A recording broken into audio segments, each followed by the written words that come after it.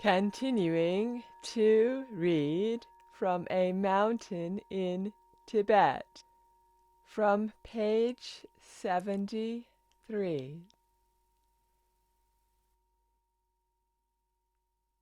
The following morning, at sunrise, we set about making as many coracles as we could. There was a particular monk who was skilled at this task, and he directed all our efforts.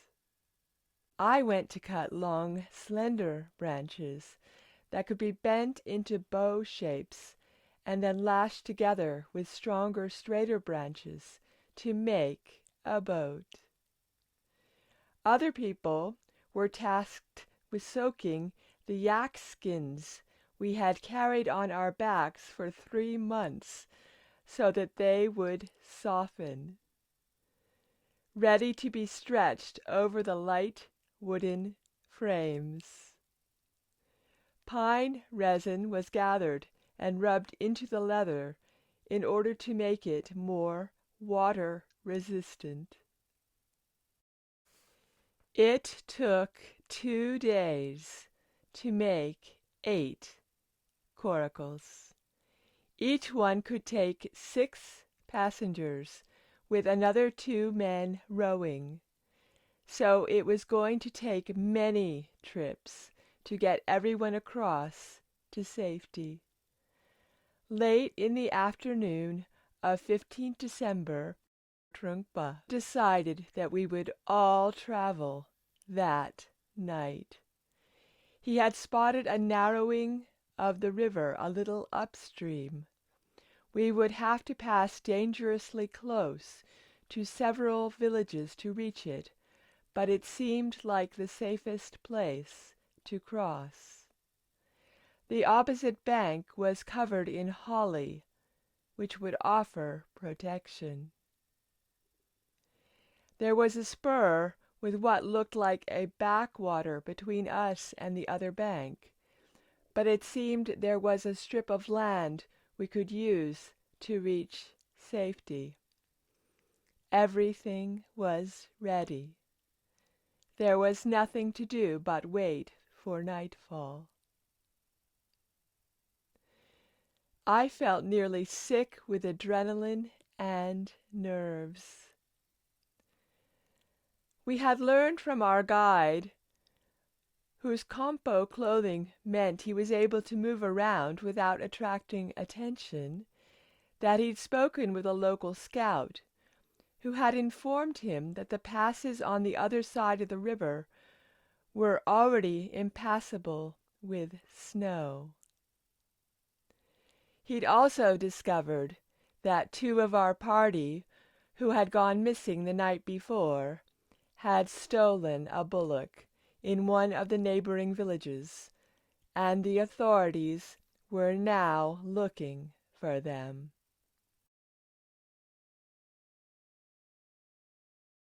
The mood became hysterical. A row broke out about someone having stolen a small bag of sampa that had been saved for Trungpa. He insisted that it was unimportant and that everyone must calm down. Our success depended on discipline, and it seemed to be falling apart.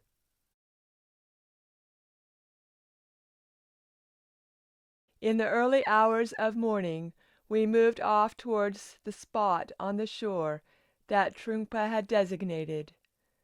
I heard a dog barking, and then saw a man in local dress, who turned and walked away when one of our number approached him. Then another man with a rifle appeared.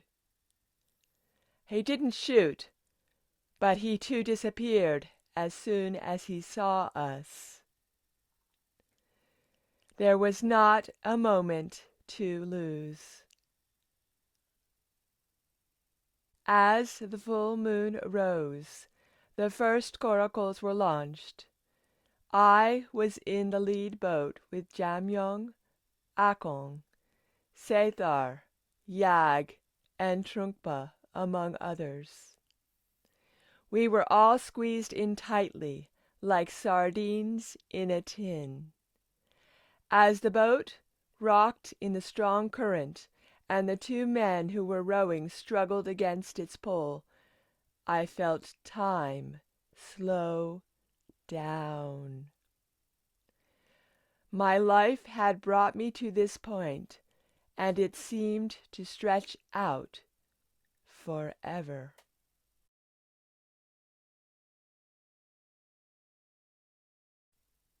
Then suddenly we were landing. Jamyang turned straight round and returned with the rowers to fetch the next boat load of people. More boats were landing around us. I followed Akong along the spur of land that we had calculated would lead us over the backwater to the other bank. But to our horror, we saw the water had risen. There was no spur. We were now stuck on an island.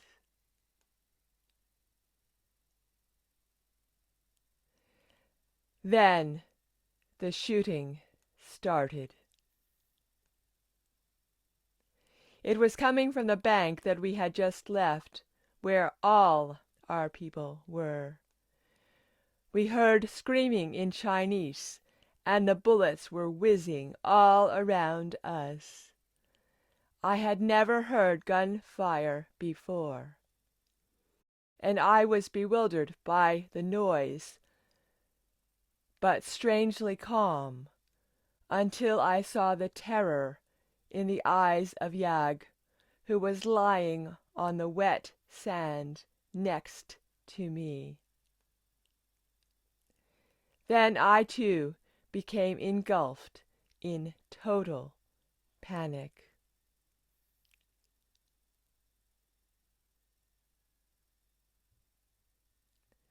I could see that others from our group were trying to launch more coracles and were being shot at. Bullets continued to scream overhead. Yag opened my hand and pressed some relics into it. He said that we would all be killed, and that the relics would help us on our journey into the next life. I, too, was convinced that I was going to die.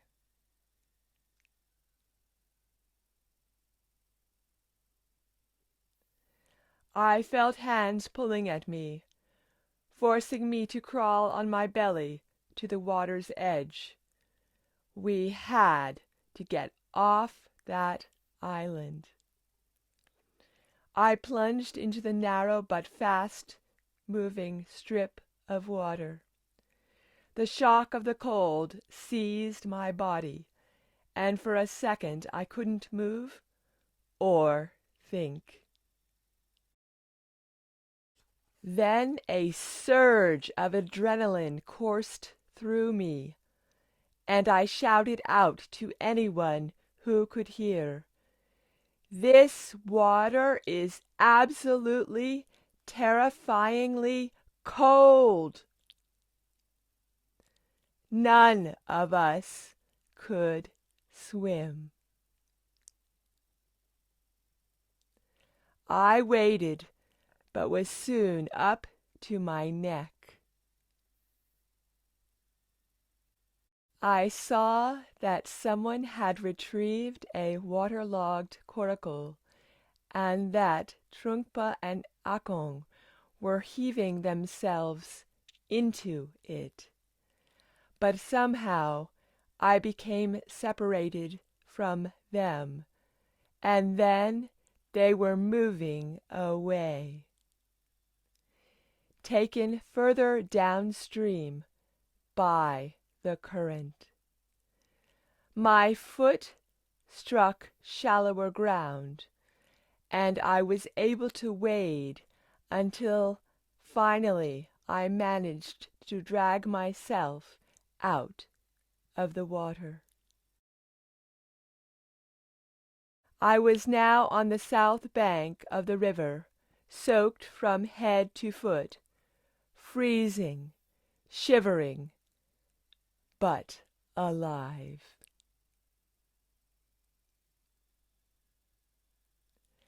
I was also alone.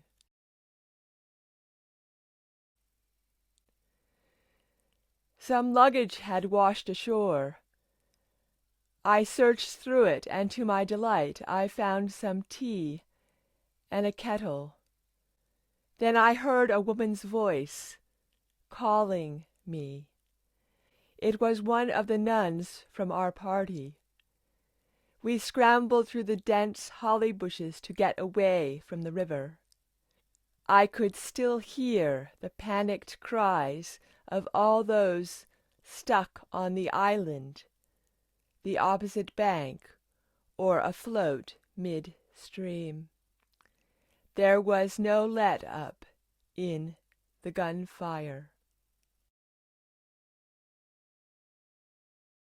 We had no choice but to turn our backs and walk away from the awful sounds of the attack on our group.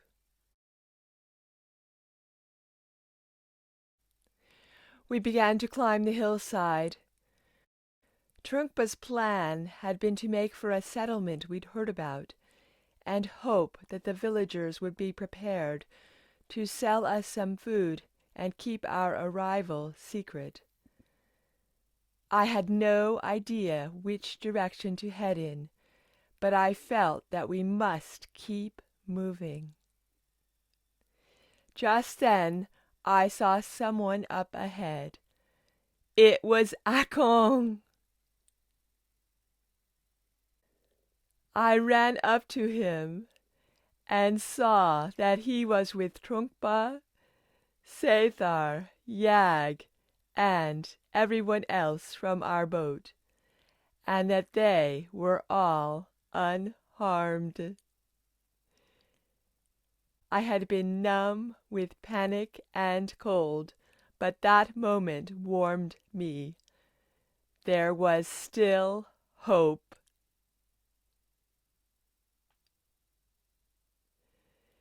There were just 13 of us in our little group of the 300 who had gathered to attempt the crossing.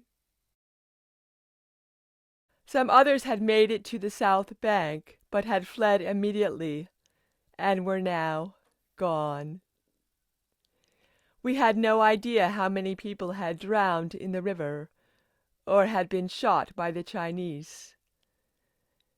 Jamyang was missing. I couldn't bear to think about that.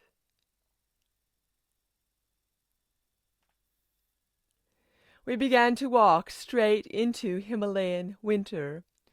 We had all thrown away our big bags when the shooting started on Trungpa's orders. Many of them had contained precious scrolls, paintings, and relics, all the treasures of the monastery, which we had been carrying with us for months. Now Sethar, in a state of shock and mourning this awful loss, began to grumble and criticize again. I realized that the relic Yag had given me had washed away. We had virtually nothing between us, just a couple of small packs with some remnants of food. No drinking water. The morning sun did not hit this part of the mountain, and the cold as we passed through the dark forest was intense. Our soaking wet clothes began to freeze on our bodies. We could hear shooting that seemed to be on this side of the river. Apparently there were Chinese troops in the area, and they were hunting for us. We pushed on until we found a holly grove that offered good protection, and we hid there until darkness fell. Then we walked through the night until dawn, when we camped again. The cold was terrible. Trungpa's attendant found a small quantity of sampa at the bottom of his pack, which cheered us up but did nothing to alleviate our hunger, which was now becoming intense. At nightfall we set off again. Our guide had no idea which way to go. He'd never traveled in this region. We could see no signs of habitation, for now we simply pressed on, away from the river.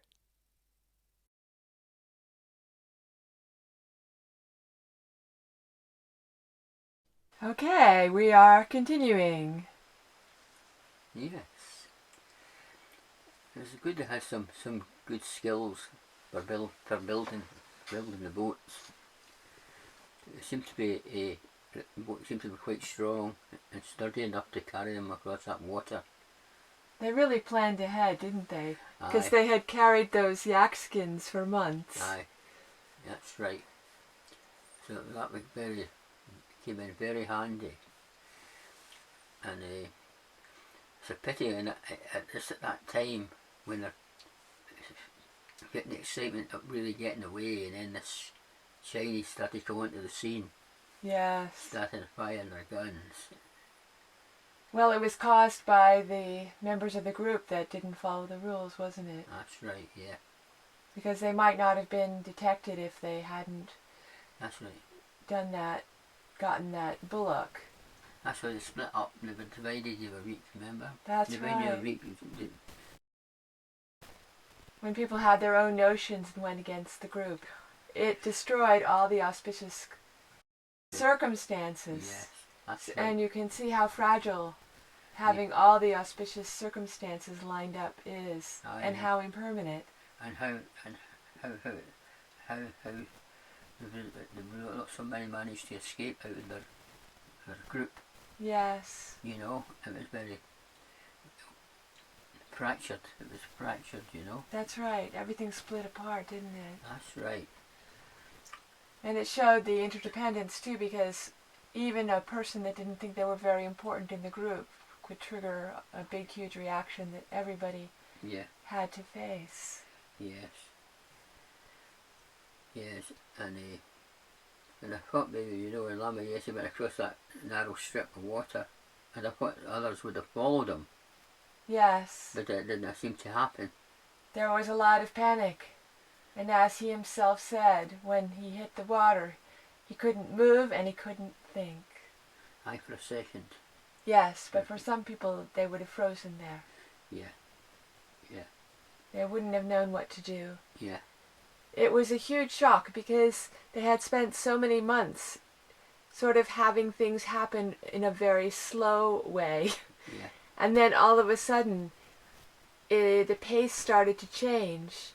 But interestingly enough, Lama Yeshe Rinpoche experienced it as if time was slowing down. That's extremely interesting, that there were this inner experience of things moving very, very slowly indeed. See, we were at a stage we were getting away, and then the Chinese were catching up. Yes. You know, it was a very strange situation, and naturally you think you weren't getting away quick enough, you know. Yes. You'd think that, you know. Yes. Because of the gunfire and so forth. And they had never heard it before, so that would make it doubly challenging, wouldn't it? Because it was an unfamiliar. Yeah, yeah, yeah. It's good. It's nice that Lama Yeshe got across the other side, all right, and he had a nun calling. Yes, exactly. So we never heard any word about her. That's right. So when we find out from Lama Yeshe Rinpoche how many women were involved, we'll know whether there was, in fact, a handful of other nuns or whether there was actually a group of nuns. And after thinking he was alone and on his own, out the water, looked up, and there was Akong and Choje Trumpa in the boat, and everybody, they were all there. That must have delighted him to see that. Wasn't that beautiful? Yeah. Go from one moment of feeling alone in the whole universe, Yeah. and then realizing the karmic ties that held them together were still stronger than anything. That's right. They could not be defeated with the karmic links they had to each other. Yeah. And all their good works were able to balance out some of the chaos and maybe some of the other kind of karma that had been generated by other members of the group. Yeah. They were very lucky. Yeah, it's good to manage to still have their relics and all the precious things, texts and things in their bag. Yes. They still had some. I don't know. I think maybe they might have lost some of it with the pack animals. But, yes. You know, but I think the most precious ones they held on themselves. Yes. So that managed to get free from all that turmoil, you know. All that gunfire to get the adrenaline going. Whew. Yeah. Yes. Good job was whizzing over their heads, eh? Yes. If it went further lower down, they'd be shot, they would be killed. That's right. And probably some of them did get killed with the bullets coming across. Yes. So,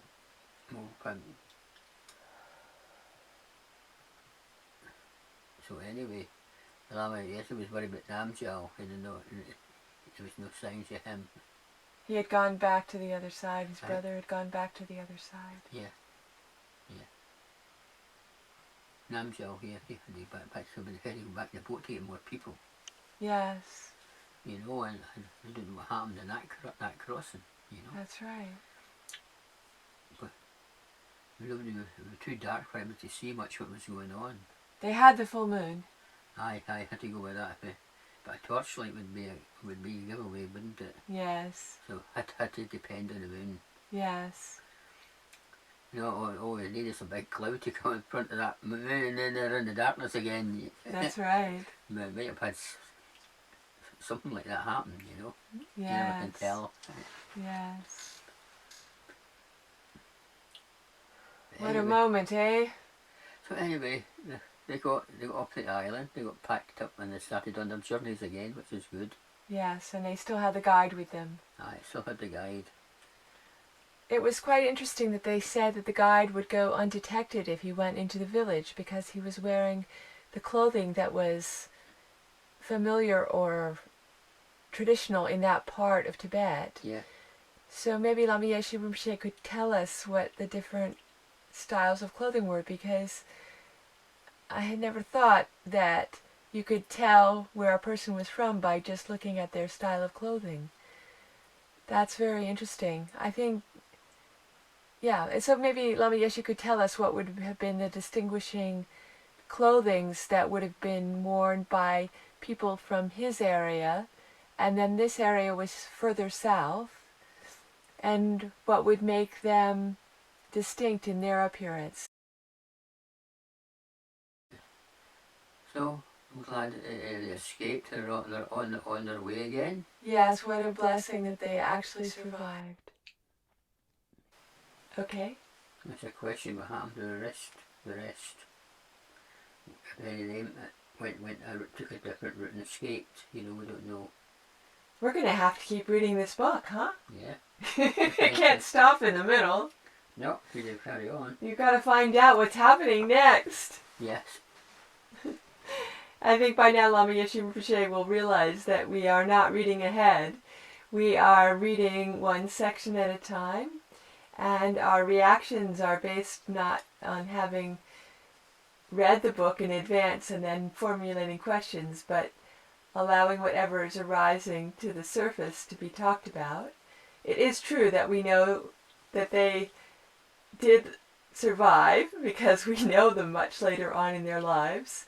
And we also have heard somewhat about this story before, but maybe not exactly all the details. So we have an overview like that, but in general, we are in the book where we're talking about as it occurs in that present moment, and the questions and thoughts and reflections are traveling along with the place that we are reading. Yes, that's right. Well, anyway. We're so glad you made it, Lama Yeshe Rinpoche. So anyway, you see, there's a lot to think about. Every chapter gives us some things to think about. Yes? Everything is enabling us to both appreciate and also see how the teachings can be applied to our daily lives, and also these events that are so powerful and where it really matters whether or not we are following the teachings or not. Yeah.